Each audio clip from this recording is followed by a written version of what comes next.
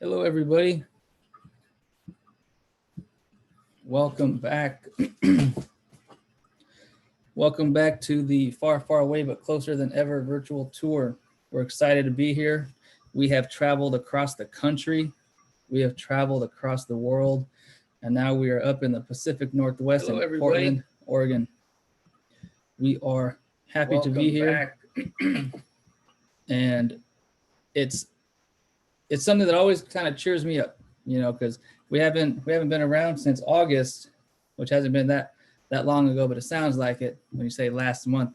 And these events have been the highlight of my summer, and hopefully have also given all of you something to look forward to hear great work by great artists and people, to come together as a community of artists and just individuals who have spaces in our bones to create and to kind of, absorb other creations, because art is what allows us to take tragedies and turn them into beautiful things, and to create our nightmares and mold them and manipulate them into dreams. And I believe it, and Michael and Ghost Chad believe it. And as always, we're sending Ghost Chad our positive vibes, our good feelings, and all else while he's at work, and we appreciate him working. And so if you could all send Ghost Chad your vibes, and pretty soon he'll be back to human Chad, which we're always happy to see. Nervous Ghost Press, we hope you're all happy, healthy, and warm. Tonight's theme, which I just made up right now, is togetherness. But not just togetherness as being together in a room or in a community, but togetherness in everything it doesn't mean. And whatever that means to you is perfect, because that's what we're doing here. We're doing everything that means anything and nothing at the same time to as many people as possible. We would like you all to remember to stay connected with us. Instagram, Twitter, Facebook, social media, YouTube, of course, Nervous Ghost Live, and our website, nervousghostpress.com. We want you to remember to shout out if you would like to join and participate in these readings, to come and speak and be part of this community that we created and that is created for all of us, and we all did it together. All the readers, all the speakers, the guest speakers, and everybody, and every future speaker and past speaker forever. To learn more about the press, of course, you can hear about Michael and I's interview on the Chills at Will podcast, available at Apple Podcasts, Ask Alexa, and the article in the SF Chronicle State Book. Both fantastic resources that I'm proud and I'm humbled to be in. I want to say a few things before I send it off to Michael. And, as school started, or I think I mentioned last time, school started for me on Monday, and I get to meet all my students. And I'm always happy to meet them the same way I'm happy to meet all of the authors and the writers. And it reminds me that there are such bigger things. I'm not that tall if you know me in person, but either way, there's much bigger things. And it just, it's really cool. And I think is the best word that I can think of. And I'm happy to be alongside all these individuals. And it's warming to me that Michael and Chad are always there to help me out and to, get these events and to continue them and to grow, and the new projects and the new ideas that we have. It's getting tired, right? Everybody's getting tired. I think I'm getting tired too.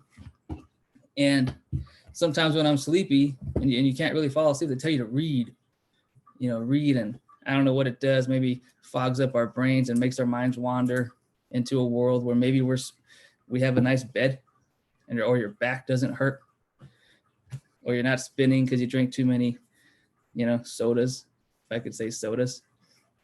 But I like to remind you that if you are awake and you want to stay awake because of how engaging and invigorating these stories are, nervousghostpress.com.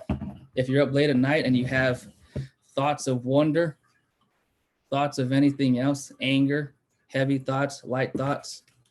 The journal, this is our Nervous Ghost Press journal, 36 blank pages, fantastic pages. They feel nice.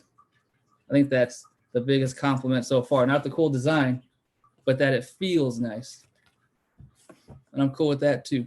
And so I'm gonna let Michael take over here and introduce everybody and everything the way he does so well. Michael. Hey everybody, my name is Michael Nicholson. I am the managing editor at Nervous Ghost Press. I've had this wonderful opportunity to work with Matthew, and he basically signed me up for this about a year ago. We both attended Mills College in Oakland, California, where we got MFAs, and he came to me with this project about a year after I had graduated, and it was just something I had to get on. You know, I've definitely had my work published in a couple magazines. I've worked with various magazines, usually on the selection committee, but this was the first time I actually was able to be part of something. And for us to put out this debut anthology is huge. It's a great achievement, but most importantly, we're working with other writers, and that's very important for me. Forming a community with all of you who I've never met before. A lot of you I've never met before. Mia is definitely a familiar face, and she'll be speaking tonight.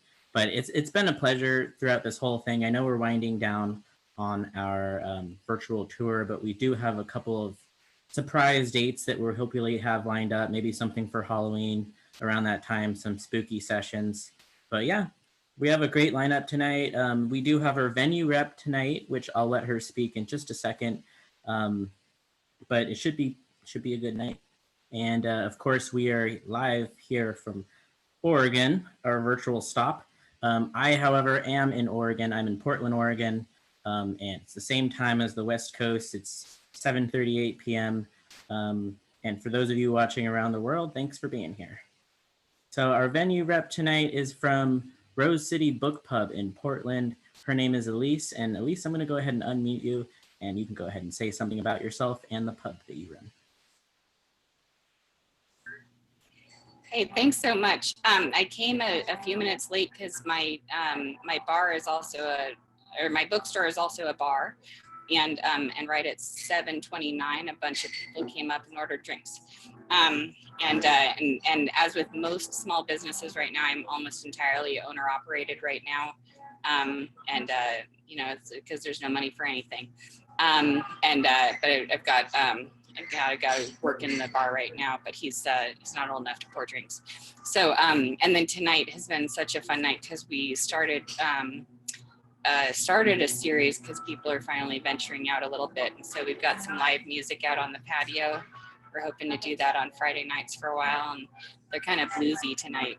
And it's I think we've been this thing we used to have called Busy. And so that's been really an exciting day. Anyway, so my bar is almost 2 years old. It's in the neighborhood where I grew up, and it was the thing that rescued me from California, actually. Got myself back to Oregon to do this.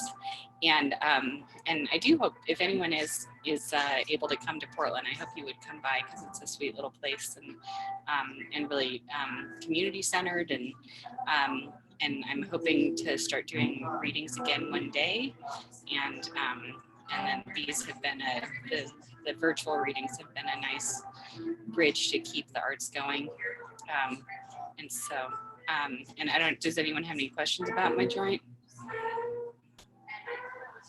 Elise, do you have any tags or any Instagram handles, social media that you want to put out for us to follow?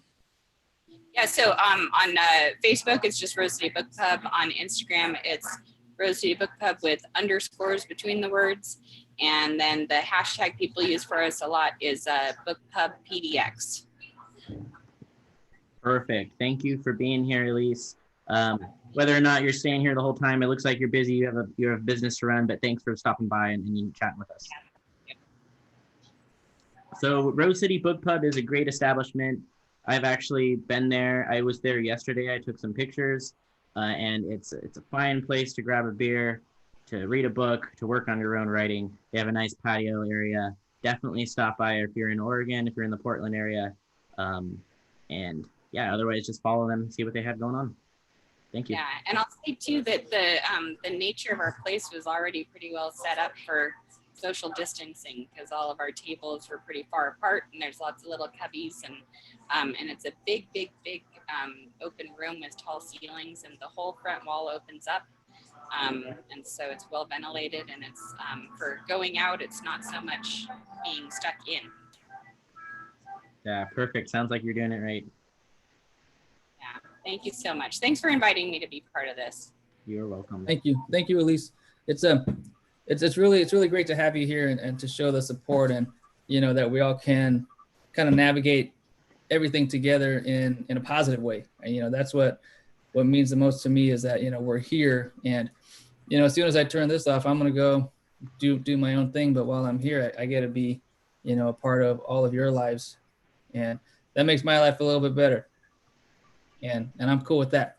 But thank you, Elise. And it's hopefully if I ever decide to travel, I'm not much of a traveler, but if I do, I'm going to stop by because bars, and I shouldn't say it, but bars while I was in Oakland, they were kind of a staple of my existence. I'm just kidding. But anyway, thank you again. All right, thanks. And I am going to take off because I have to do the dishes. Right. So thank you so much. Okay, so we are going to head over to our first reader, who's actually, we're starting off a little different tonight. We're starting off with our guest speaker. And right now, I'm going to hand it over to Hillary in a second. Hillary Brown is a pushcart nominated poet and queer disability activist living in Chicago. Her collection, When She Woke, She Was an Open Field, is available from Headmistress Press. Other work can be found in Queerly, Apt, the Tillo Review, and the South Carolina Review. Hillary, thanks for being here.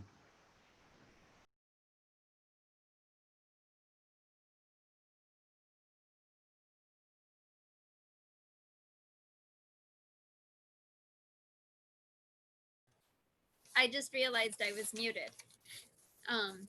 Anyway, hello from the future. It is 9:43, and I will go to bed as soon as I am done. Anyway, I have some poems, and I'm going to read them to you.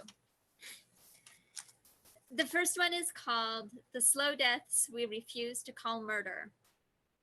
The broken-hearted mothers and the turning away motherland that will not extend its care so far to save the sick, the starving, the track-marked arms, the crowded free clinic with its week-to-week lottery, the bare gums, the needle exchange, the housing crisis, the voice on the phone, desperate, there's nothing we can do for you.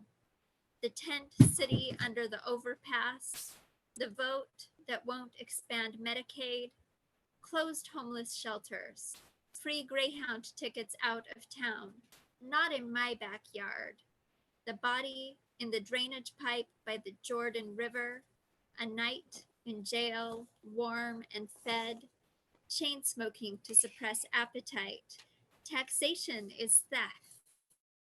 School lunch, there's no such thing as a free lunch, neglect, donations that spike at Christmas and fall in summer, lice and bed bugs, not enough beds, soup kitchen volunteers, locked bathroom doors, smelling like piss, pull yourself up by your bootstraps, not having boots, frostbitten toes, frostbitten fingers, death by gas heater, meth and fentanyl, charity never faileth, charity failing.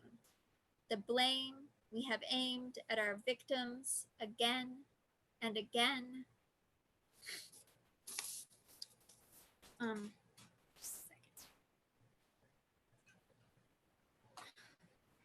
This second poem is based on events that happened when I was like in my 20s, and this lady in my apartment building,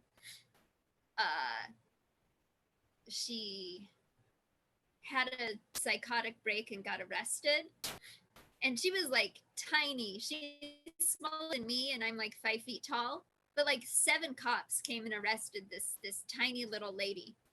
Anyway, this is a poem about it. What I remember instead of her name. After her psychotic break, after her fugue state, the police came to our building and tore her down. I counted 7 in those conscientious uniforms, and she struggled like a misspelled word. They pulled against her and out the door, and the alarm on the door went off. And the sirens on their cars were still filling the air, so there was no room to breathe. And a voice in the gathered crowd asked, why'd they use the police and not the paramedics? And no one had an answer. And we heard later from someone that she was in State Hospital South. No one ever really knew, but she never came back. And her son emptied her place. He gave all her furniture away.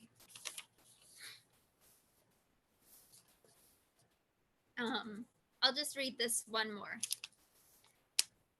This is called fundraising. We're all dying in our separate ways. Life's a life sentence, we joke, and it rings true and loud, calling each hour. We sit up in our hospital beds and look grateful. We sit up at our computers and raise money for the next surgery. We try to make our life stories into something that sounds worthy. It's like those large cans collecting money for kids' cancer treatment at the checkout of the gas station where my dad worked one summer when I was also a kid. We aren't kids. We don't maintain that instant heart-wrenchingness for long into our sicknesses. If I lie back and remember, I can taste that gas station. I can remember filling a mug with every flavor of soda mixed. It was awful. It was like love. Thanks. That's it.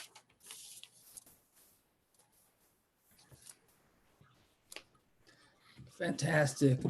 Thank you, Hillary. And, you know, I always, in our little chat box over here, I'm always texting Michael and letting him know, hey, I want to say something.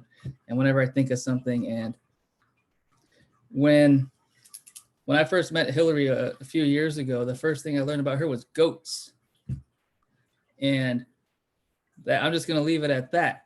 But, you know, while we were writing and learning about each other's styles and voices, the first poem I ever heard her read, I was like, damn. And maybe she'll remember what it was, but you know, and I always talk about heaviness and what's heavy. I always bring up our book, but you know, what's heavier is when your friends achieve their goals and your friends are doing well. And this one, when she woke, she was an open field. This is Hillary's, and I have it, and it's heavy, and it's heavy in here, and it's heavy up here, and it's available from Headmistress Press. So you better get one, because I'll know. Because I know everything, right, Hillary? But no, I'm happy you're here, and I'm very happy to see you, and glad that you're joining us. And I'll send it back to Michael.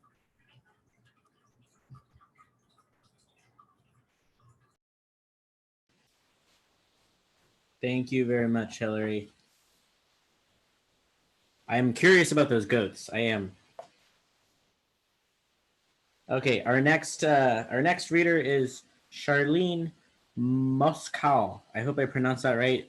If not, please fix me. Close enough.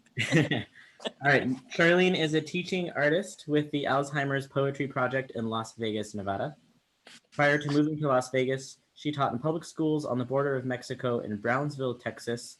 She's been published in numerous anthologies, magazines, and e-zines, including Southwestern American Literature, Cathexis Northwest, Sky Island Journal, Cleaning Up Glitter, Sandstone and Silver, Clark County Poets, and others. Charlene's second chapbook, One Barefoot, is published by Zeitgeist Press. Charlene, thanks for taking the time to be here. Hopefully it's not too hot in Las Vegas, but you look like you're comfortable, so thanks. I am definitely comfortable. I'm lying here on my bed And the air conditioning is on and I have a shawl on because it's pretty cold in here. Okay, the first poem that I'm going to read is from Writing for Life. And I've got a puppy on the floor who's demanding attention. Hopefully she jumps up. Come up. Yeah, well, anyhow. Okay, this is a woman who dyes her hair. Personal ad. I am a woman who dyes her hair. At home, I wear clothes that fall away from vanity, search for sounds of life under months of quiet accumulated like dead mice under floorboards. I am looking for a little fun. I want to travel familiar mountains, hear old songs, eat in restaurants not visited by ghosts, wish to lose things that constrict my throat. I embrace the spirit of laughter, am willing to step outside the walls, recognize that I cannot replace the touch of his hand or his lips, now dust in a jar. I have placed this ad as confirmation. Life will go forward as long as I remain a woman who dyes her hair. Okay. This next poem is published in Lady Liberty Lit, which is a journal done by Gail Brandeis, one of my absolute favorite contemporary poets. If you guys are unfamiliar with the work of Gail Brandeis, Brandeis, you might want to check it out. This poem is called Someone Asks. Someone asks, who were the strong women in your family history? Do you not see me here? I am standing in wrinkled skin and gray hair, writing with the spirit that doesn't understand age. Do you not see me here? Held together by glue, oozing burgundy red, strands strong like my grandmother's braids, lullabies entwined, stored under the skin, carry the rhythm of their lives beyond death. Do you not see me here? There were no weak women from whom I was birthed. There were none who were not oracles, resolute with hope. Their stories would be told. Scratched into clay, inked on skins, rolled into scrolls, drawn on genome maps that kept their histories alive. Do you not see me here?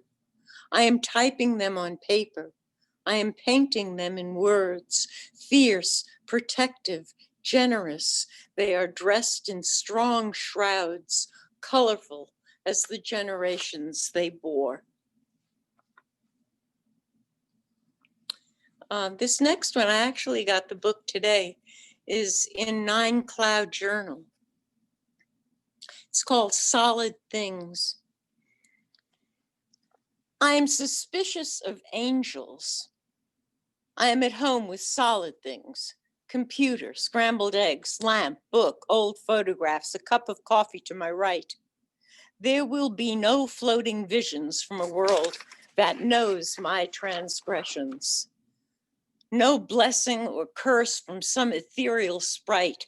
Self-forgiveness is mine to bestow or withhold. The only angels I allow wear tattered hair shirts, laugh large and loud, weep without reserve, whose homes are in words, dismissed from heaven. They understand my frailties and sins and love me too well because of them. Of course, my papers went flying. And I pulled a couple of them. Let's see, I guess I have, yeah, I guess I have some work time. This is from Otherworldly Women. I don't know whether it's been published yet. I'm not sure, but it's been accepted. I have always chosen red. It is the blood that runs through our generations, carries a legacy into battle with the word survive emblazoned in our DNA.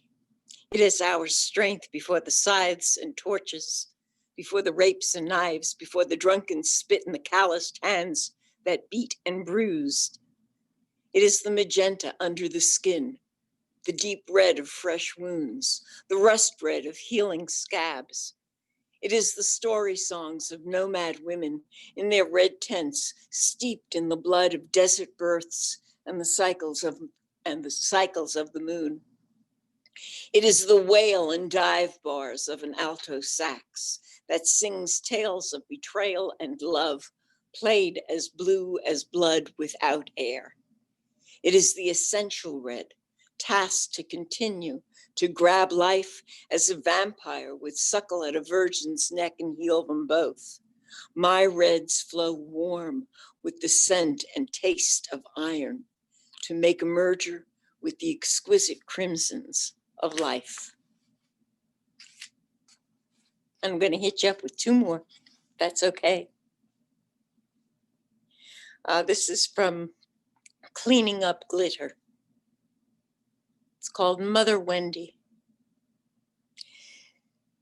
This is in praise of those who live and die with faith, who keep heaven in their hearts and pray to God, or multi-armed gods, or beings with a dog face and the body of a man, or Sobek, who hides the answer to time in a ticking clock. I give tribute to these lost boys who have found a home, who have little doubt, believe with conviction they are a piece of a celestial puzzle. I envy their certainties that the heavens will stretch to allow those good and true to fit under the wing of a grand creator whose face cannot be looked upon, but whose bosom opens to embrace the shadow you. I admire you. I want to fill my vessel with the essence of uncompromised love, find solace in mystery. I salute all of you as I beseech my maverick transitory gods that for your sake and mine, you are right, that we will be remade whole, and that your God will become Mother Wendy, who saved Peter when she sewed his shadow back on. And last, from the Raven's Perch, this was published, I don't know, several months ago. It's called Word Fly. In the witching hours, there is a word fly with finely veined transparent wings who hunkers down in my brain folds. She makes a nest, deposits her clutch of eggs, and waits for their bubbles to burst, to fly out of my mouth. The young words rush to seek the air, curious, scattered, swarm together, a shape-shifting cloud that settles on a page to make a poem. And that's it, guys. Thank you for allowing me to read. Thank you so much, Charlene. I love poems about writing. That last one, where did you say that was published again? That's published in the Raven's Perch, but I'm not sure when. It was several months back. Is it a print copy or is it just an easy? Online. Online. Okay, I gotta get my hands on that. I like that one. Okay. Your poetry has so many great metaphors, and that last one was very exemplary of that. But just everything, your poems, they progressed from going from a really good start to just finishing completely powerful, and the empowerment of your words. I thank you for being here. It was great to hear from you again. Thank you for having me. Now we'll be moving on to Sean Schaefer. Sean is our other guest speaker for tonight. He lives in Oakland, California, and has a Bachelor of Fine Arts from Southern Oregon University and an MFA from Mills College. He is trying his best working on visual art and learning to be honest with himself in his writing. He's been published in West Wind Review and has collaborated with the Chabot Space and Science Center. So it's a little bit of a homecoming. You have your Oakland roots and you have your Oregon roots. So thanks for being here, Sean. Thanks for having me. I really appreciate it. Yeah, I was really thinking that, like, coming back to Oregon, it's kind of weird. Okay, I got a couple poems. They're from a little thing I'm doing where I'm reworking the lyrics of the 2008 Brain Drill album, Apocalyptic Feasting. It's a good death metal band. I'd recommend it. So I'm just gonna read those. Okay. This first one is titled Apocalyptic Feasting. I wore shorts today, and there is no place left to cover. Given the choice, I'd run as far as I could and regret not choosing the other option I never listened to. Able-bodied zombies ravaging across the land in thrift store decor straight off the rack of lower-class citizens. No end to their hunger for the secret superfood inspirational body transformation Facebook vid. They will hunt you and turn you into a before picture to shame you into the after. Repetition guided by the forces of hell, Nutrisystem, Biggest Loser, and the pressure of fitness tycoon Jenny Craig, impaling bodies to BMI charts. The wreath of garlic out for the chubby high schooler, your prayers fall on deaf ears of beachgoers obsessing over tank top side boob, fat short rolls, and sitting. Nothing left the same. Newly developed after picture people living of nausea when believing funded faith of skinny bodies looked better with magazines and erasure. The Biggest Loser trapped as gluttony for the witness, consumed by thinner bodies confirming they are desirable, consumed alive by diet companies believing they are gospel, calling for the mass extinction of anything chubby, husky, flunky, chunky, fluffy, and flabby. Lives turned to slaves of eating disorders, Slim Shakes, P90X, 60-second abs, the feasting mass of lanky white men who look good in garbage bags. My dysphoric tin can of jiggling bits. Human lives never the same upon hipsters' judgment summons their apocalyptic feasting of the masses. They are enslaved to ceiling only reflections, piled malls, perfectly sculpted bodies leave a trail. I am a chunky rebel looking for a jacket that'll simply fit. Okay. The next poem is Bury the Living. Bury the living in their own filth. I am tired. Out of the fog, I come clawing forth from my brutalist depression cave, starving for pipeline punch monsters and licorice. A world in fear, Karens and bootlickers tearing through our streets, snapping at the end of a crochet chain, chewing the fat of articles from Facebook. If you can imagine, nothing else surrounds us but death, jumped by Van Halen, smarter countries, and the constant construction of downtown Oakland. As the dead now draw closer, I continue to consider simulations, or rather imitations and glorifications, and yet as the dead now draw closer, continue a simulation without technology, an idea, image, or perhaps a string of social, unspoken, and spoken rules. Influencers get rich quick, eternal hunger for human flesh, blah, blah, blah. Nothing surrounds me but people paying money to die. And they, abusers, hospitals, and old age, will find me. But don't tell me what they do. Once I am aware of their kingdom of heaven is when I am considered sinner and straying from the path. Leaving one simulation only to fall into a new one, and they, romantic government agents, the NFL, and Wham, will find me and I will become dead. And by dead, I mean influenced by propaganda, and by propaganda, I mean my body is no longer physical. They took it away and left a $30 bill for the moving fee. Play with yourself as the metaphorical blood of large corporations pours down our collective faces. Eaten alive and disgraced millionaires will want to haunt us after being decapitated. Limited time offers on the thick blood of mildly inconvenienced restaurant patrons pours down our faces. You can imagine them eaten alive and disgraced as you refill that Diet Coke with ice and wedge of lemon. The blood, sweat, and fruit punch Gatorade pouring down my face is frustration, confusion, and lack of needed meditation. I am nothing in this simulation if not the entire cast of Footloose being eaten alive and disgraced while the 1% buries the living in their own filth. Do I have time for one more? I don't. Okay, Matt is shaking his head vigorously. Okay, last one is Consumed by the Dead.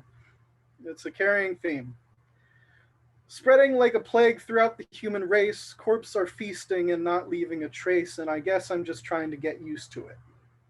Those days, the undead walls, the earth bringing human life to extinction, and that's bad, but at least they have a goal in life. Glowing eyes full of hope and the courage to move forward, emerging from the river's mud.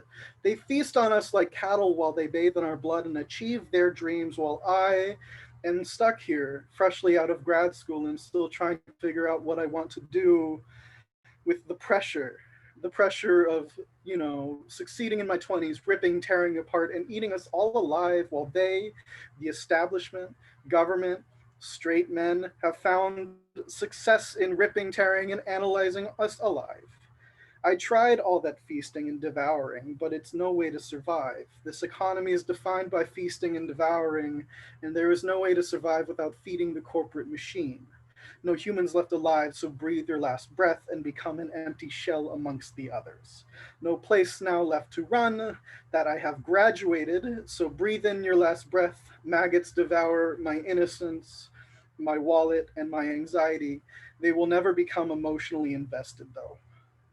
The guilty conscience, the judge, and the priest walk into a bar, every last human defense, their ends soaked in blood, because they didn't dream as hard as everyone else did.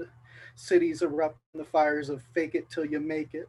The zombies continue to eat with confidence because they have the innovator's mindset, that it factor, the growth mindset of a summer camper. Just rotting, mutilated meat filled with moxie and pep in their step.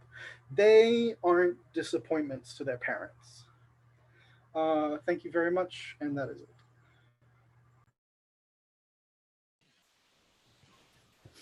Thank you, Sean. And thank you, Charlene. Also, I wanted to, I jump in here every once in a while. I wanted to kind of speak about Charlene a little bit, and then Sean, and a story I have about Sean. And whenever I read work or I listen to songs or I look at art or whatever it is, I always like to, or I try to notice when something makes me kind of turn my head and go like, it gives you that like, I'm thinking about something, I'm not sure what, but whatever it was made my mind go someplace and I want to follow it. I want to chase after it and see where it leads me. And that's what you did, Charlene, with Suspicious of Angels, because I'm pretty suspicious of angels too. And, other things that aren't solid, right? But anyway, I want to, thank you, and for joining us all the time, Charlene. And I'm glad to have you here. And Sean, the first time I ever heard Sean speak and read a poem, I was like, this is awesome. It was equally heavy and funny because there was comedy in the one that he read. And this was, 2018 maybe, or 19. And, it sparked a friendship that, is really cool. It's, every time I visit, I make sure I stop by and I see everybody. And I've been trying to get Sean to read with us probably since the early days. And I'll, send a message like, hey, you gonna read yet? Hey, you gonna read yet? And we finally got him. And I'm happy that you read, because it was fantastic. And I'm waiting to hear about the wasps, maybe in the Q&A we can, but I'm happy that everybody is together. I keep saying it, but I really am. And okay, Michael, I'm gonna stop bugging. Going down various rabbit holes there. Yeah, Sean, thanks for reading. I love it when heavy metal finds its way into poetry, and your poetry is very personal. There are lines that I could pull out, they could be heavy metal lyrics, but I like how personal that is. And I think that's what a lot of people forget in heavy metal music too, is that it is personal also. That one, I wrote down one line that I want to repeat: maggots will never become emotionally invested. I'd love that. Thanks for being with us. And we're going to move on to our fourth reader. Only one more left after this, a little sad face. But she is actually in our book. So we're going to go back to the book. And it's Jenna Goldsmith. Let me find you here. Okay. Jenna is an instructor of writing and the interim director of the low residency MFA program in creative writing at OSU Cascades. She is the inaugural winner of the Kentucky Writers Fellowship from Baltic Writing Residency and was a 2019 Storycatcher Festival Mary Sandoz Emerging Instructor. She has been featured in New Delta Review, Utterance, Tilde and others. Thanks for being with us, Jenna. Hello. Can you guys hear me okay? Yeah, okay.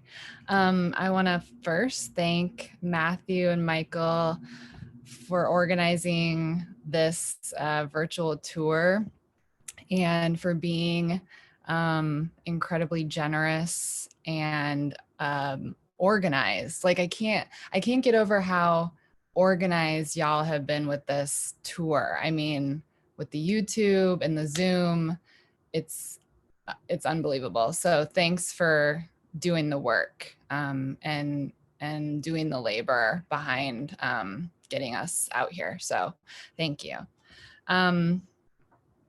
So I'm going to read 4 poems. The first one is from the anthology, and it's also from my first chapbook, which looks like this, from Blush Books. And I was telling everybody before we started that I went back to look at the original printing in the chapbook, and there was a typo, but not in the anthology, in the chapbook. So, you know, this has been useful for many reasons. So I made some emendations. All right. The poem is called What Happens in a January Dusk. How shapes of branches on sage recede, heat of day already too long, the earth, its crust tired, sun stored, only wild enough for lope or lap along the banks of Canyon Rock. Another dusk and we are free, walking back, no racing against the click of a gate or the hands of a watch. What happens in an April dusk? The way time slows down until what we've avoided, what we've waited for, always both. What happens in a July dusk? The last slow sun drop, the light by which we write the poem, a beginning of sorts. We have dusk, or rather we keep dusk as we keep morning or night. This is how we choose dusk, no longer a defense against walking away and ending, 2 dots nearing east or west, but dusk, afternoon's currency for night. Have had, will have, a longer day, more of it.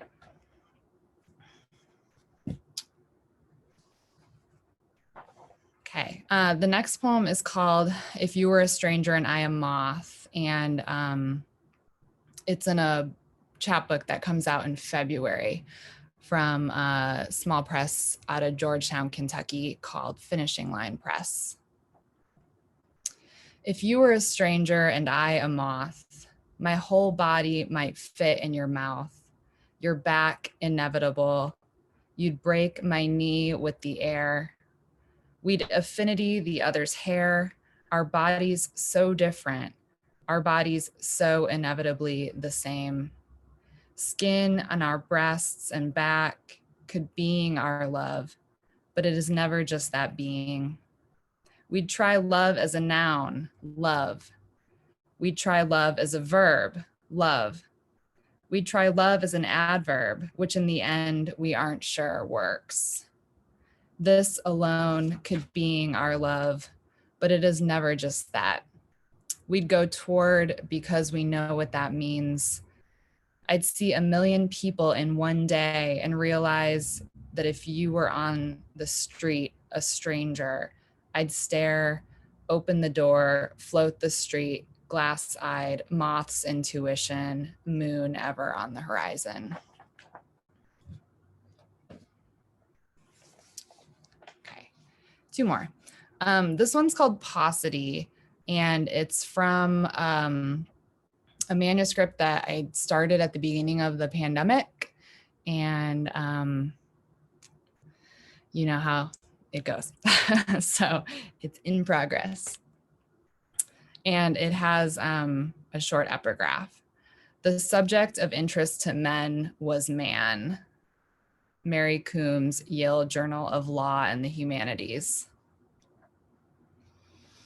Maybe the appropriate response is gratitude for how much I learn about my institution, such as section 5.32A IV or University Policy Section 05-001, sexual misconduct and discrimination, which tells me that some sexual harassment is such that it can happen only once and yet have profound impact on an individual's work performance.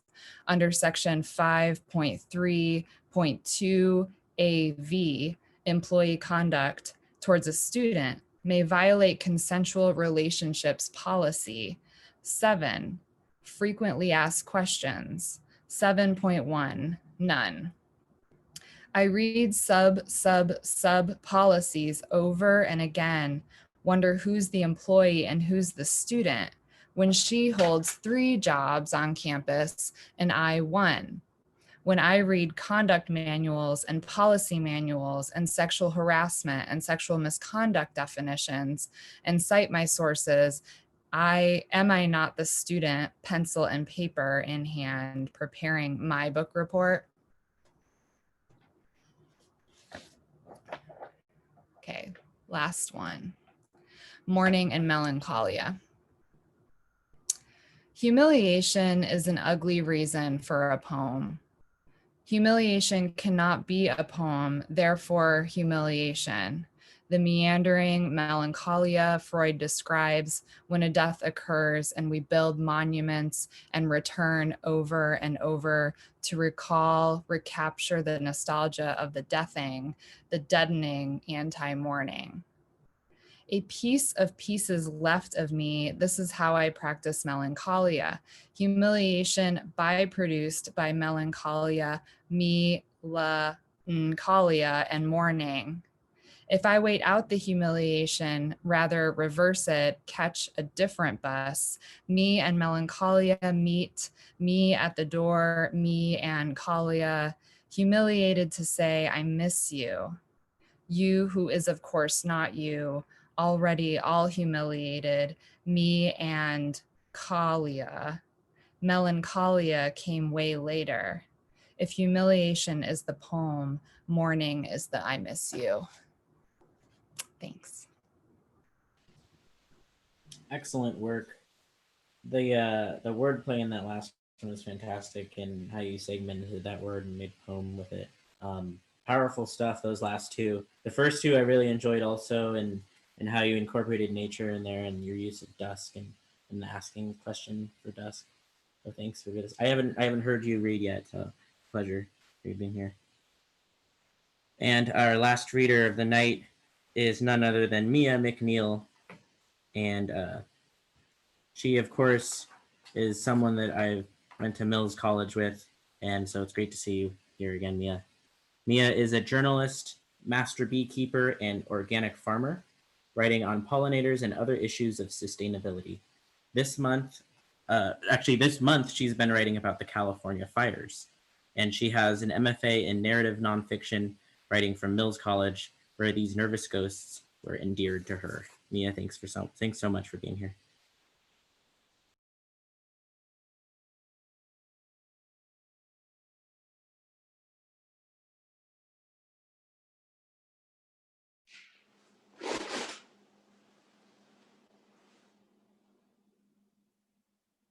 Hi, Michael. Thank you. And thank you, Matthew.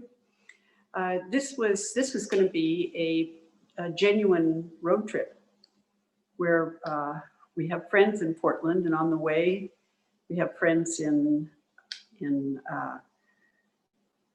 Eugene and Grants Pass, Bend, and so here we are in cyber Portland. I have a piece here. I've always been fascinated by the real world, so that's why I write nonfiction.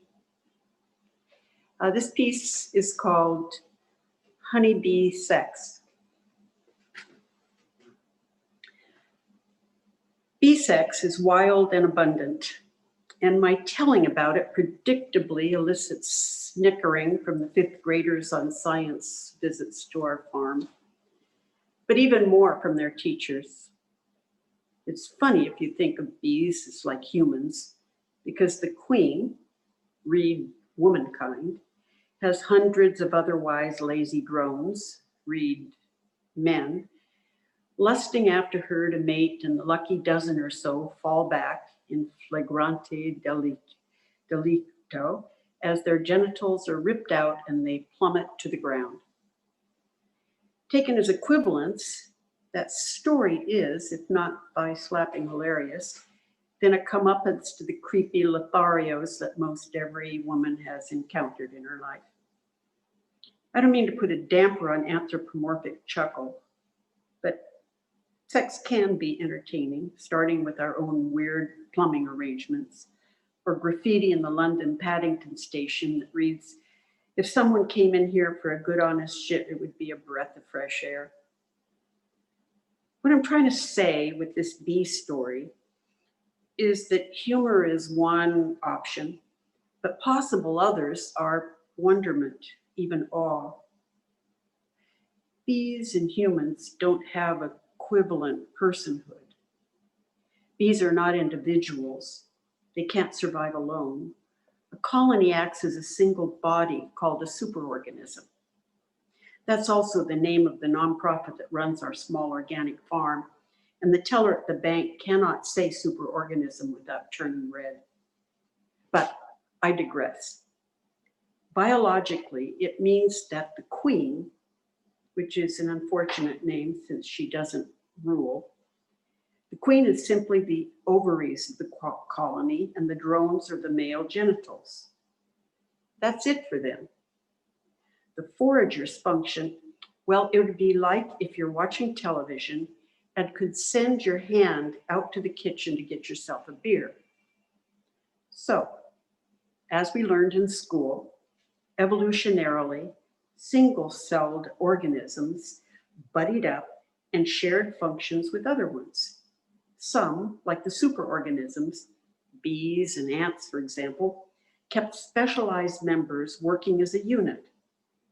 In a different paradigm, cells coalesced into discrete creatures like us. At least in our own minds, we're discrete. Never mind the fact that we humans are each really a team of trillions of interacting microorganisms. In the bountiful possibilities of experience, there's another way to see. We can widen our embrace. The old center is anthropocentric. It maintains that every other creature on the planet must take after us as best it can in its own inferior way. After all, the Bible charges us to have dominion over the animals. Just look it up. Genesis 1:26. That attitude has us looking into a narcissistic reflection of ourselves everywhere. That is why, in the 17th century, it was just assumed that there had to be a king bee ordering a parliament around. It took a while for the observation to be made that kings don't lay eggs. There's something good scientists have that is so attractive. It's an open curiosity about finding out. One that I would love to spend an evening with is Francois Hubert. He was a Swiss amateur, but he was born in 1750, so I've missed my chance. He was the person who figured out that bee queens mate in the air. He was blind. He employed a young man to be his eyes, and that young man wrote in his journal, "It taught me to know the difference between what I can really see and what I think I should see or expect to see or want to see." Another entomologist that I do get to know is David Tarpey. He likes to say that the best mental state for a scientist is not knowing. Well, it felt like a long lesson in stupidity the day I traipsed around Northern California hills for hour after hour, straining my neck to the sky, looking for drones to ship east to Tarpey's lab. He wanted to know if he could learn something about why the bees are failing.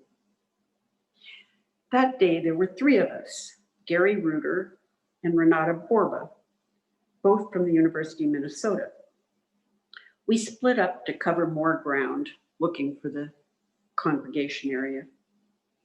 Renata is a gorgeous Brazilian woman with black hair and dark eyes who elicits a lot of interest in entomology.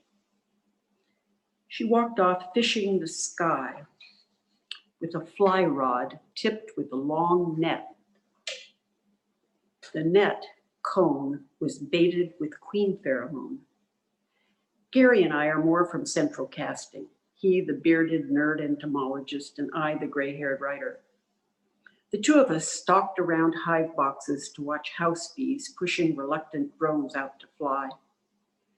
What we were all looking for were drone congregation areas, DCAs, the places where the male bees hover in large numbers in the air, waiting to mate with a virgin queen.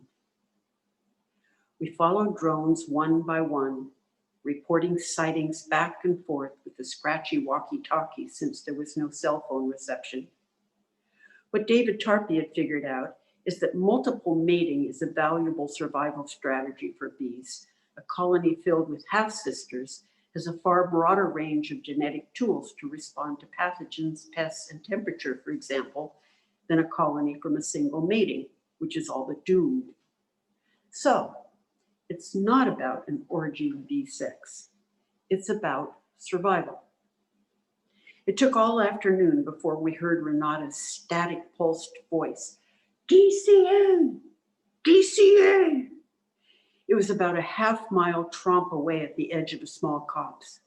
And there, thousands of drones were swirling 30 to 40 feet above in an invisible room the size of a bus.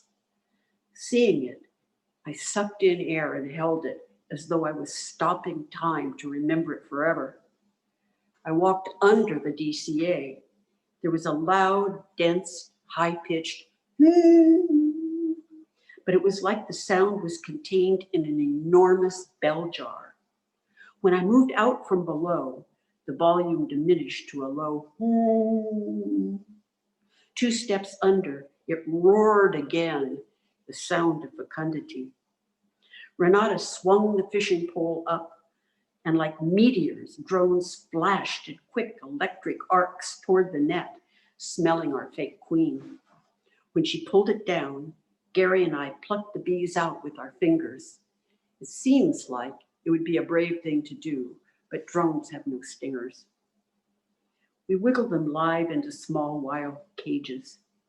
She fished above until we filled our shipping box, leaving 1,000 more drones than the local queens would ever need. And we hurried back to the road to meet a UPS truck that was already lumbering its way up the hill from Chico. Tarpey looked at the sperm in his lab, asking, "Is it okay?" 57% of it was not. Is it part of why the bees are failing? Probably. He's still asking why. What I'm trying to say about bee sex is this. A creature's strategy for survival may provide a laugh in an old paradigm, but like ethnic and gay jokes, it's less funny when we become aware of our connectedness. I'm not saying let's somehow identify with bees. They are, after all, kosher, vegan, communists, and that would have to be your thing. What I want to say is that a cultural shift can shake our grounding, a spiritual shift towards seeing ourselves as part of all life, as a superorganism. That's it for now, and thank you, Portland. Thank you, Mia. Always a pleasure to have you. And I want to share a little bit before we begin our Q&A, and send us your questions, hashtag Nervous Ghost September 4. Nervous Ghost September 4. Comment on YouTube. You can text us, email us, however you can get into contact with anybody. That's always great. And, there's something I think that this anthology did, and what these events have done. And it brought so many wonderful people together, people that maybe wouldn't, due to distance or just scheduling or any other reason, be in each other's lives. And we are now, and hopefully forever. You know, we have books that are 1,000 years old, and so maybe in 1,000 years, this will still be around. I mean, it feels pretty solid, I'm just gonna say. But I wanted to share a little bit about Mia, and Mia was always someone in my life who will ask me the tough questions, but also would say, "Oops, I asked one too many questions. Hey, what were you telling me earlier in this conversation before you got all uncomfortable?" And I would say, "Oh, all right, Mia, this is let's continue." And it was, it's really cool because she'll be there and she'll have these difficult conversations with me and make me uncomfortable, but also comforting at the same time. And I think it's that tenderness and that aspect of people that is about survival, just like she said, and with the bees, and just like our entire anthology, Writing for Life, is about survival and how it all comes together and it's connected in strange ways, but at the same time, in the only way it can be. And I'm grateful still that we can all be, bound, perfectly bound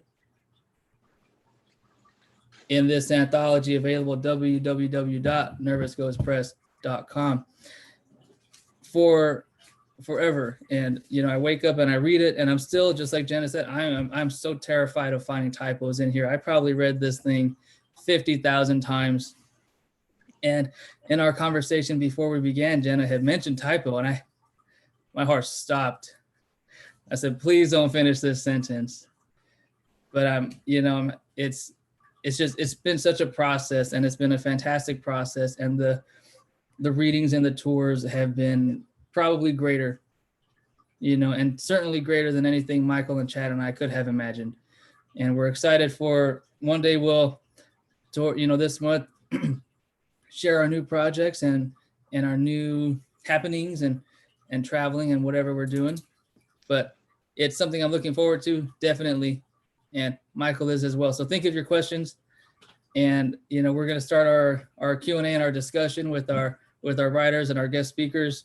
And Hillary sent her best. She had to step away, but how great was that?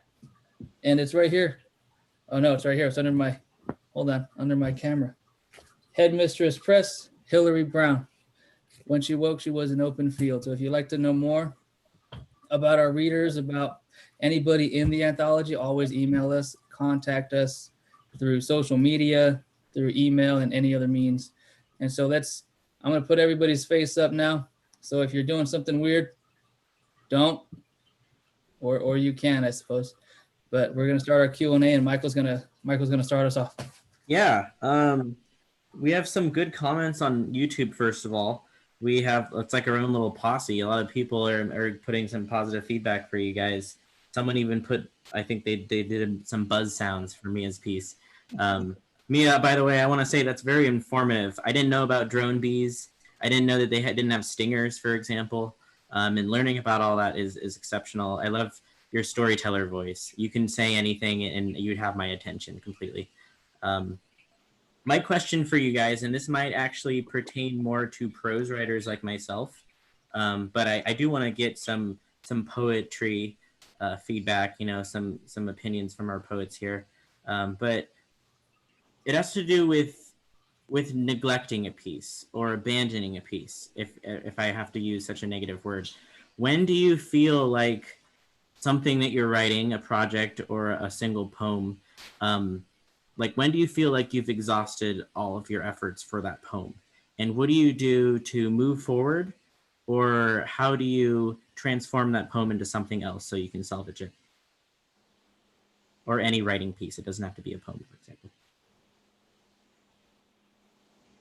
Well, I could answer for a narrative nonfiction writer. I work on deadline, and so the deadline comes and the piece is done. But I've got a novel, and I realized that putting it aside, it is a really valuable part of the process. Let it rest and let it simmer a little bit. And I go back to it and I have different eyes. So I guess because I have deadlines, I write every day. And I guess that prompts me. And then with other kinds of writing, if anybody knows a good place to put this novel, that would be valuable. But setting things aside, I'm sure everyone will have had that experience. Great.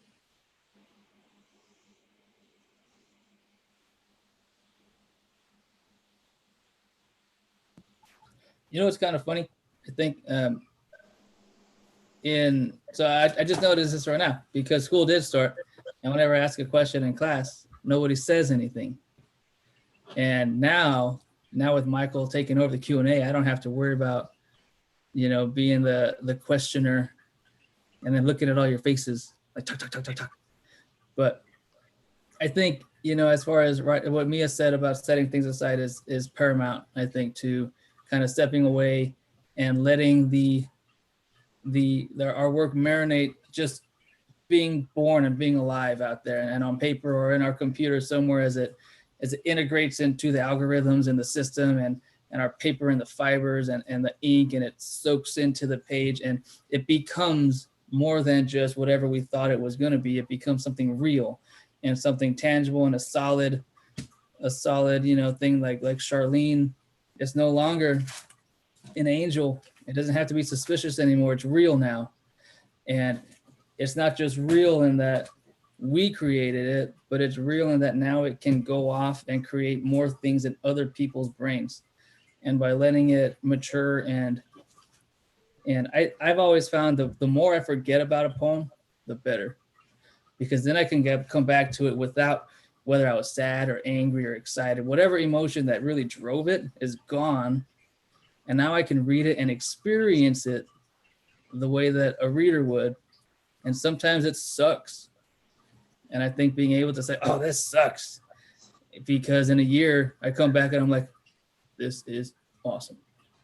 And so, setting it aside and saving it.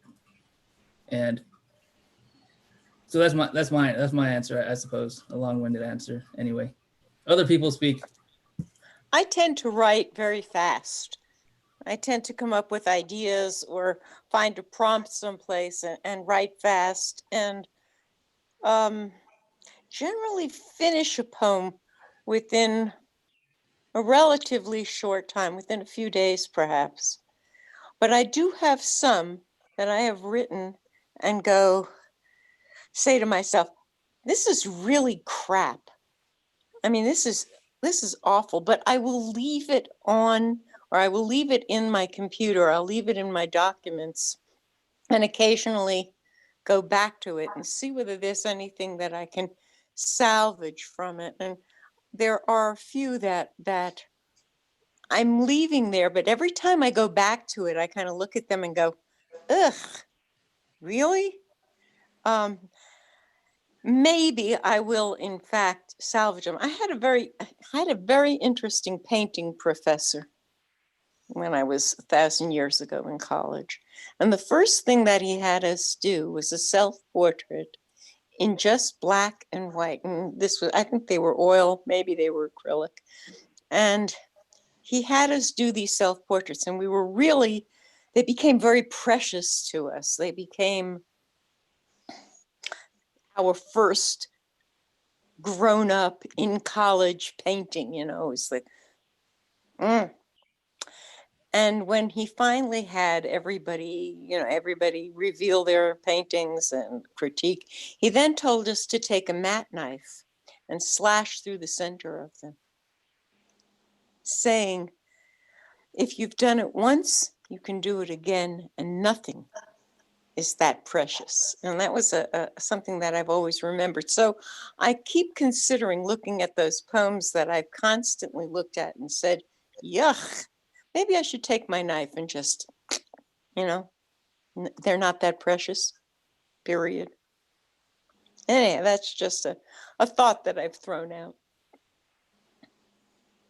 That's great. Thank you for that. For me, it's a little bit of the same process. Like if I'm doing a screenplay, I'll do an outline, and then I'll just kind of, like people have been saying, let it simmer, and then I'll get back to it. But yeah, I need to keep that in mind. Just have that knife ready, and don't be afraid to cut something if you need to. And then going to another question, more general question: how do those in your life influence your writing? And this one was actually posed by Josh on YouTube. It was directed towards Sean. How do your roommates inspire your writing? But I'll let anybody answer that. How do the people in your life that matter the most play a role into what matters the most to you?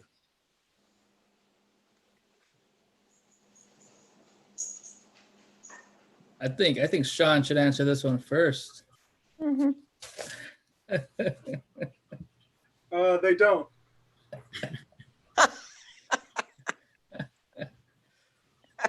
Hashtag blunt.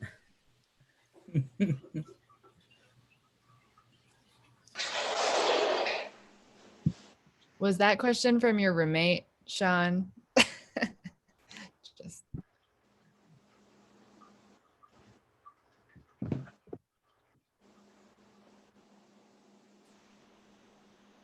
I guess, okay, maybe to answer the actual like question of how do people influence my writing, it's more like, I'm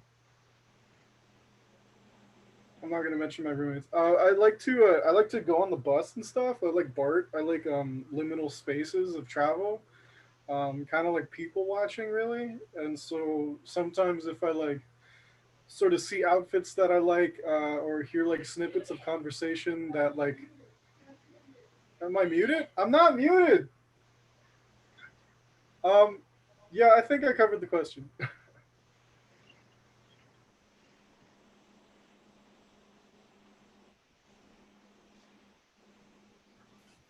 I have an answer, and then I'll read the next question too. I think they might be related. When I was younger, I didn't read much. I couldn't read. I didn't speak ever to anybody till I was 23. And so those around me, my friends and my brothers who I would talk to, but it wouldn't be much of anything. It wasn't not like now where I can call up somebody and be like, "Hey, dude, I feel like shit." Like, and they're like, "Why?" And I'm like, "I don't know, but I do, and I want to kind of figure it out." And so now, I wouldn't say so much like, Sean said they don't. And yeah, they don't in a way, but it's because I don't want them to. I let them influence me as a person, I think, just by, who our friends are, who our family is, and the kind of values that we instill in each other. And we kind of take it from them, and they morph into us, and we morph into them, and it goes back and forth. And I've certainly learned so much from my friends over the last couple of years. And I think my writing has grown, and not so much the skill of it, but the topics and my choice of words and my emotional maturity, I think, is the biggest thing that has been influenced by my friends, and not necessarily my roommates, but just those who who are my heart and mind roommates, because people live inside of us, right? But anyway, the next question that is from YouTube is, and this is for everybody, and maybe those who haven't spoken yet, because I want to hear your thoughts. And I don't want to call out Jenna, but the first time you've been here, and it's fantastic that you're here, and I want to hear more. I think everybody wants to hear more, and of course you don't have to, but we would all love it. And this question is, how do you get started writing poetry? And I would extend it to prose or any other kind of writing, playwriting, music, if any of you do music on the side, or even painting, any kind of art. How do you get started? And then, did it come natural to you? Did you study it? And then how do you know, not only when you're ready to be a writer or an artist, but how do you know when a poem is done? How do you know when your novel's finished, when you finally put that last period, or you made your final edit and you're not going to touch it again? How do you know when to not touch it again? And so all those questions, they're kind of a bunch, but anybody jump in and share, because I'm excited to know, how you all get to where you are, because reread so many of them, and they were finished. That's, you said, yes, I'm done. And so I'd like to know that, that could be a personal question also. I wish some of those questions had easy answers, but they don't. I think if you're interested in art or in poetry specifically, you start exploring what you like. So I was not interested in poetry as a high school student. I remember really dreading the poetry unit. If it was coming up, I was like, oh gosh, what can I do to get out of reading this work that we have to read? And it wasn't until the very, very end of college where there was sort of a snafu with my credits as an English major. There was a snafu, and I had taken this creative nonfiction class when I was a sophomore, and for my English degree, I needed this creative writing class. And I said, look, I have this creative nonfiction class from a different school, and the university that I was at that time said that doesn't count for our credits, so you have to take a workshop here. And I was like, okay, well, what's open? And there was one seat left in this poetry workshop. And I was like, no. And I remember, going to the stairwell and calling my mom and being like, I can't do this. I need, call somebody, and I'll call somebody. And between the two of us, we'll be able to get me out of this poetry workshop. I was just, I was so nervous about it. And it was my last year, so I had to take it. I had to get this class. So I sat down feeling very dramatic and upset. And I'll never forget, the professor came in the room and he sat down and he didn't say anything. And he just started reading from Lynn Haginian's book, long poem, Happily. And I was like, what is this, spell, essentially? And I had never heard poetry like that before. I didn't know that could be poetry. And I remember thinking, this kind of sounds like how I think, if I were to record my thinking sort of, verbatim, this is how I would think and write. Not that I think like Lynn Haginian. If I did, I'd be famous, but you know what I'm saying? So I think the way into writing is writing, but also reading and trying to identify things that you like and seeing if you can take parts of those likings and translate it into something that makes sense to you. And then once I started doing that, I sort of was hooked.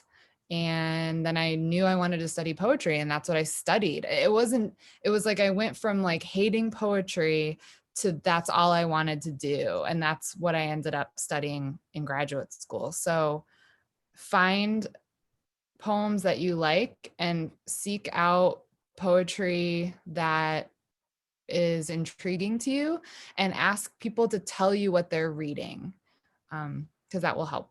That's my advice.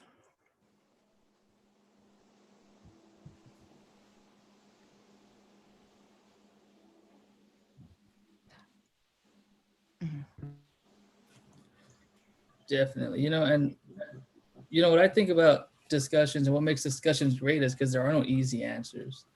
If there were easy answers, then what's the point of talking about it? We could just say, I knew I was ready because I did. And then, okay, bye, see ya. Okay, thanks a lot for that. I really like your answer because, I think many of us, and, myself included, it wasn't something that was our initial choice.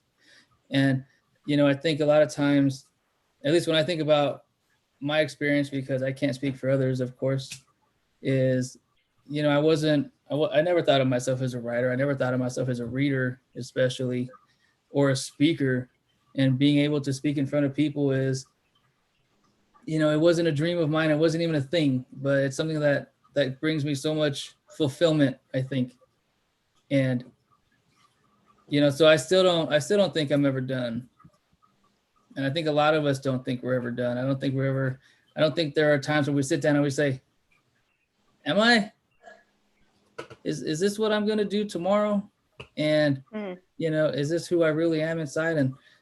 But I think that constant, you know, kind of ripping at us is what makes these poems, because when you rip something open, stuff comes out. And I don't know what it is. Yeah. It's interesting. I never considered poetry. And I always wrote, but I'm not learned in poetry. I keep thinking, well, I should take some classes. You know, I should learn about how to do this. And I kind of have fallen into it. Of course, I was always a voracious reader, and I spent most of my childhood as well as my adult life doing theater and having other people's words come out of my mouth rather than my own words. And at some point, theater became very difficult for me, and writing just sort of happened. And I've been learning about writing by writing and being with other poets, other writers. I've learned an enormous amount, and I've also taught myself a lot. But I think that in any artist's source or any artist's creativity, the two most important things are we are observers of life. And if you're brave enough, you need to be vulnerable. And I think that when you write, that vulnerable or act or paint or whatever, or write prose, I think that vulnerability has to come out, or else there's something that's not true about what you've done. You have to permit yourself to be on the page or in the painting or on the stage. And if you don't allow yourself to be there, if you're too hung up to allow yourself to be there, then the writing is never finished. I mean, when I feel that I'm finished with a poem, there's something weird that happens. I will finish a poem, I will work on it and change it and revise it and move this phrase to that phrase and that sentence to that part. And when I am done with a poem, the strangest thing kind of happens. I know I'm done and I say thank you. It's like thank you. And I know that I'm done. I don't, yeah, okay, never mind. It's just too weird. She's too old and too weird. Charlene, you have an excellent way of putting things that I think we all can agree with. And I don't think that's weird at all. You know, whether you're thanking your muse or yourself and, you know, your gut and your vulnerability from where that came from, you know, that's appreciation for your work. Thank you. Two more questions. And first one is going to be about writing and editing. Where do you do your writing? You know, do you write on your notes? Are you an old-fashioned person like me? When I'm writing prose, I have a journal and a pen. Do you only stick with your computer? Is there some other you know, fantastical method of your writing? And then along with that, for editing, what does your editing process look like? And I'll extend that to, where do you do your editing? Do you have to print up your pages? Do you do it right on Word and make line edits there? Or do you start over and do you try to write a fresh piece and see, and, you know, compare those two and see how they differ?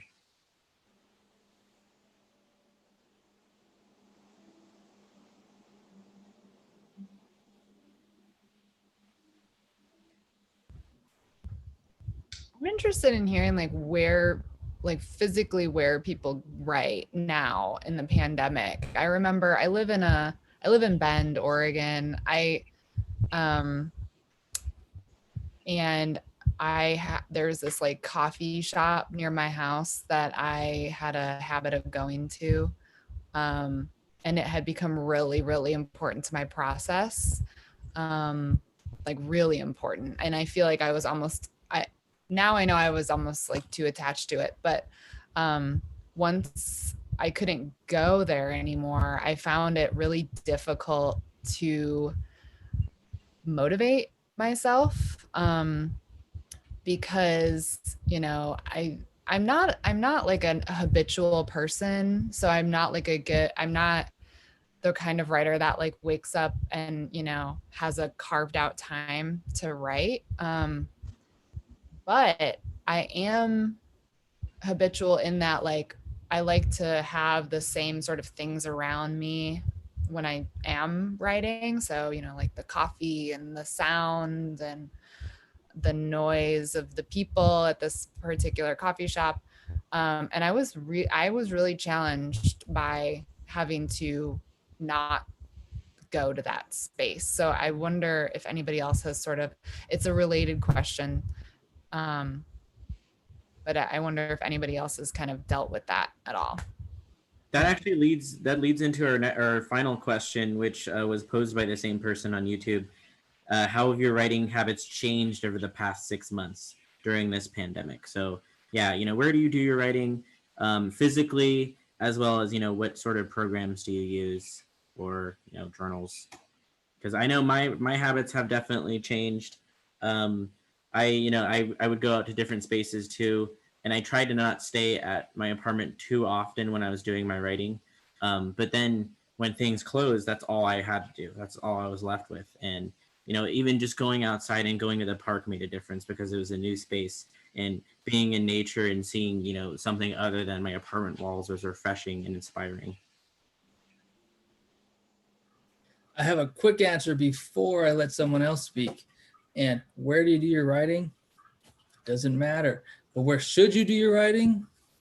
Nervous Ghost Press's journal. Available on nervousghostpress.com. This is, I think it's 60-pound paper for a journal. That is fantastic. 36 pages, blank. Blank means words. There are no college rules here. It's just adult rules, and there are none. You could paint, sketch, collage. You could put stamps in here. It doesn't matter. But Nervous Ghost Press journal, available now.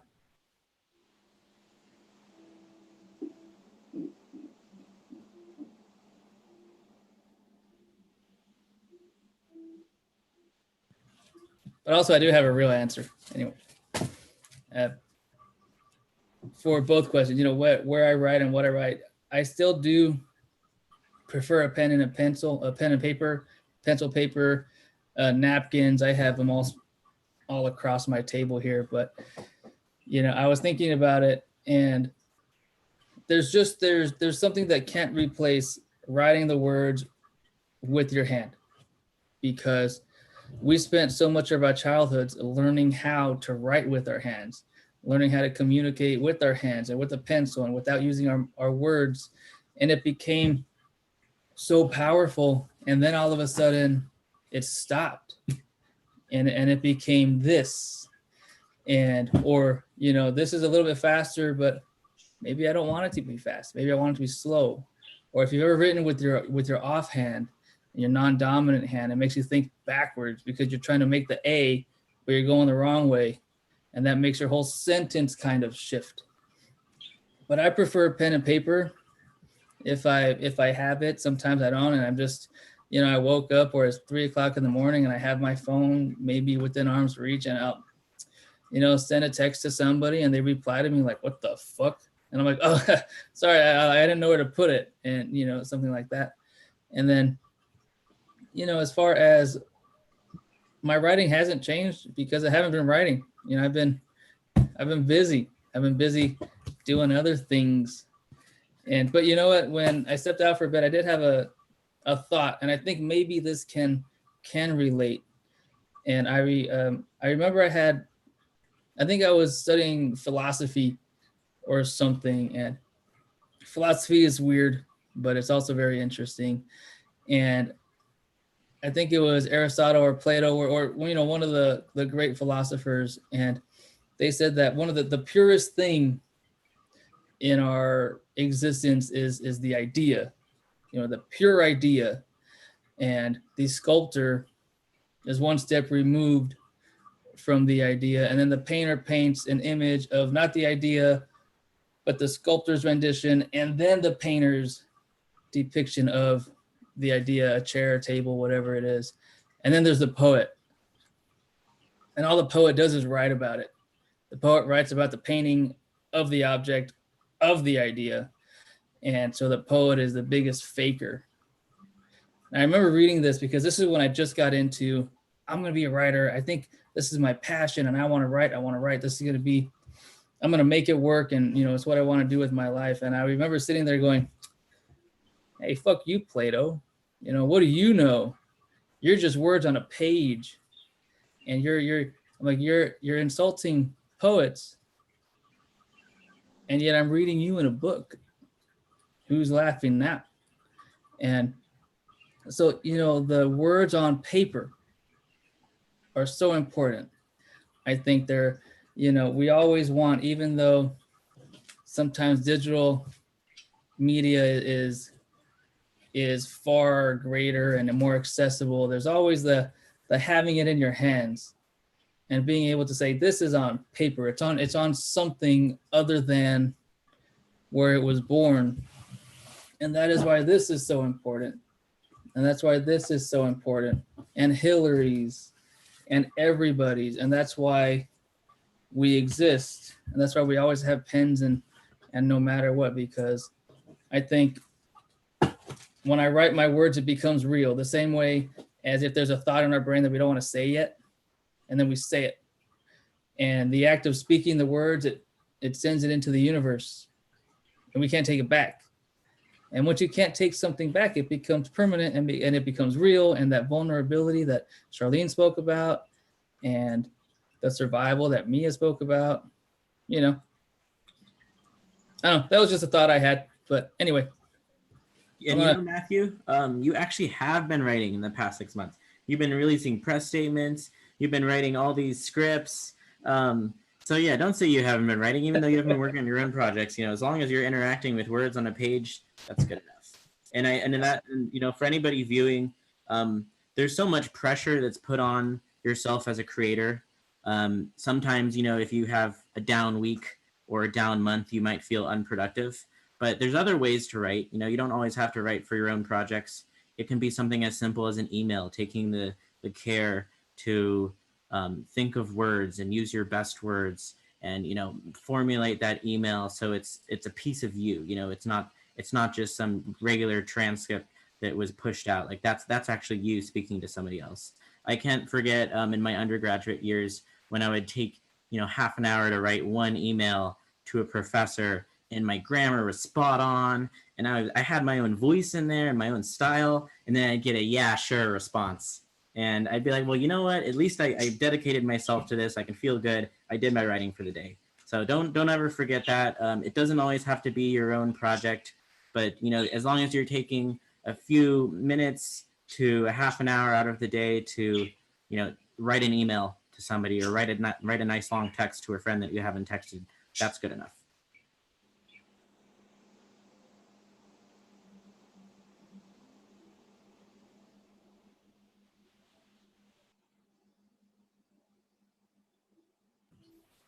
I have an unrelated question,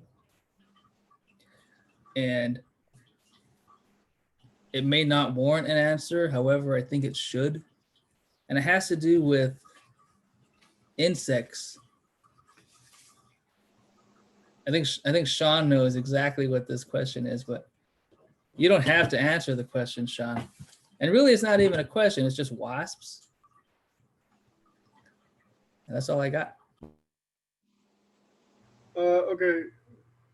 I can answer the last question with the answer to your question. I don't know, writing in quarantine has been really weird. I've been taking the advantage of searching other mediums and doing painting and kind of practicing watercoloring. I've also been making PowerPoints for myself. And one of the PowerPoints I made that I think, I don't know, Matt likes is why I'm afraid of wasps, the insect. And I think it goes really in depth psychologically about my fears. And I think, I don't know, somehow making PowerPoints has become really therapeutic for me. That's it. Yeah. That was a great answer. I think, exploring and PowerPoints are, I remember back in the day, right, we would use PowerPoints and walk over our floppy disk or our flash drive to the next person, and then they would do theirs and they would do theirs. And now it's just all Google Slides, and I don't understand it. But I really like that you're using like an art form and experimenting with different things to explore this kind of stuff. That's what it's for. And I think there's a difference between writing words or using a paintbrush or balling up a red blob of acrylic paint and throwing it at a wall. And just all these different things, influence and impact and inform all of our decisions. And it's really great. And I'm gonna give it back to Michael, but I'm really happy that we're all together. Well, guys, I'm going to use my creativity to make dinner. So thank you all, and I am going to leave. Okay. Great to see you, Charlene. And thank you so much. Okay. Matthew and Michael, wonderful work. Good night. I only have one other question for the night, and then I'm done saying anything. What's next for you guys? For those of you who are still here, what do you have going on? Do you have any projects in line? Do you have anything, like it doesn't even have to be creative. It can. I got D&D after this. Hold on. I have to start school at the end of September, which is kind of freaking me out. Because, teaching writing online. But like I said, I have a book that will come out. So that's like a bright spot. It goes for pre-sale at the end of October. So depending on how well it does then, we'll sort of determine things for February, which is when it's published. So end of October is when it will be pre-sale. Fantastic. Yeah. Jenna, are you going to be using Canvas? Yes, I am. I am a Canvas wizard. You are? So email me. Okay, I actually will, because I'm terrible at it. So I will. Promise. Okay. Yeah. But no, yeah, that's great. Let me know, and I put your name in the YouTube comments about your upcoming work, and that's congratulations. That is fantastic to hear, and I'm always happy to hear people, with their successes and doing more and more and more and more, and that's really great. So congratulations with that. Thank you, and thank you guys for doing this. I'm gonna pop into one down the road too and read again, but I want to just say thanks so much for what you're doing. It's awesome. Of course. All right, Michael, you good? I'm gonna take over real quick. Okay, so just to reiterate everything, thank you everybody for coming out, and thank you for Elise from Rose City Book Pub. If you're in the area, go to your local shops, your local bookstores, your bars, your cafes, and show them that our communities are still alive, that we're still here, we're still fighting, and we're still as strong as we have and will ever be. And stay tuned for new projects from Nervous Ghost Press. Chad, Michael, and I are excited to announce them when we do. We're excited for our next readings and future engagements with everybody, our guest speakers. And if you would like to join, email at nervousghostpress.com, of course, and then ghosts@nervousghostpress.com. Chad's email is editor@nervousghostpress.com. Michael's is manager@nervousghostpress.com. And our next event is, we're traveling some more. We're traveling to Cleveland Heights, Ohio. That's Max Books on September 9th at 7 p.m. Eastern. So we're finally shifting from this Pacific time to Eastern. And so all you Eastern folk, you know, we're thinking about you too, you know, and we're excited to have you join the party.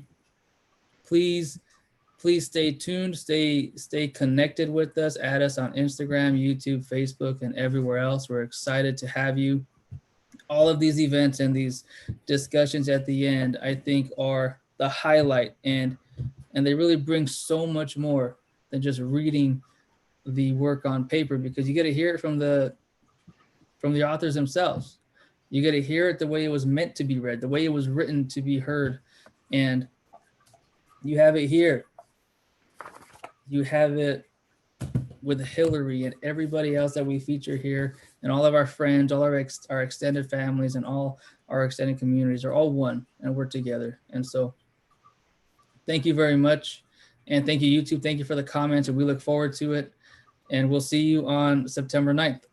So have a great night. I'm going to close us out, and we'll stay on here with all of the writers just to kind of say goodnight and say goodbye again. But thank you, everybody in the world, and we'll see you next time.